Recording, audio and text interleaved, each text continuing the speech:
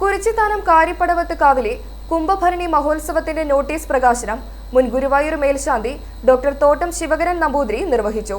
ആദ്യ കോപ്പി കുറിച്ചിത്താനത്തിന്റെ യുവകവിയായ രാകേഷ് മോഹൻ ഏറ്റുവാങ്ങി.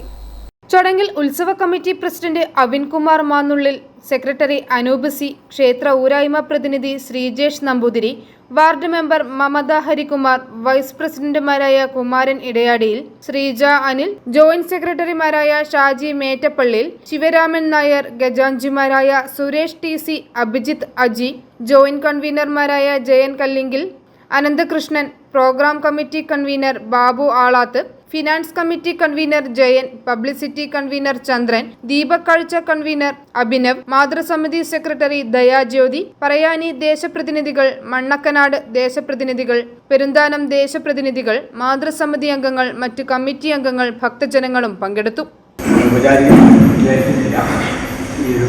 ചടങ്ങ് വളരെ ഭംഗിയായിട്ട് നടക്കാൻ വേണ്ടിയിട്ട് ഭഗവതിയോട് പ്രാർത്ഥിക്കുക, എല്ലാവരും ആത്മാർത്ഥമായിട്ട് സഹകരിക്കുക. എല്ലാവരും പരിചിതമായ മുഖങ്ങളാണ്. നമുക്ക് ഈ നാട്ടിലെ എല്ലാവരും ഒത്തൊരുമിച്ച് നടത്തി വിജയിപ്പിക്കേണ്ട ഒരു പരിപാടിയാണ് ഈ കുംഭഭരണം എന്നുള്ളത്. അത് പൂർവാധികം എന്ന് പറഞ്ഞാൽ കഴിഞ്ഞ കൊല്ലത്തിനേക്കാൾ ഗംഭീരമായിട്ടെന്നാണ് അതിൻ്റെ അർത്ഥം. നോട്ടീസിലൊക്കെ നമ്മൾ പൂർവാധികം ഭംഗിയായി എന്ന് കഴിയും. അപ്പോൾ അത് അതുപോലെ തന്നെ ആയിരിക്കും. i4 news, Ettumanoor.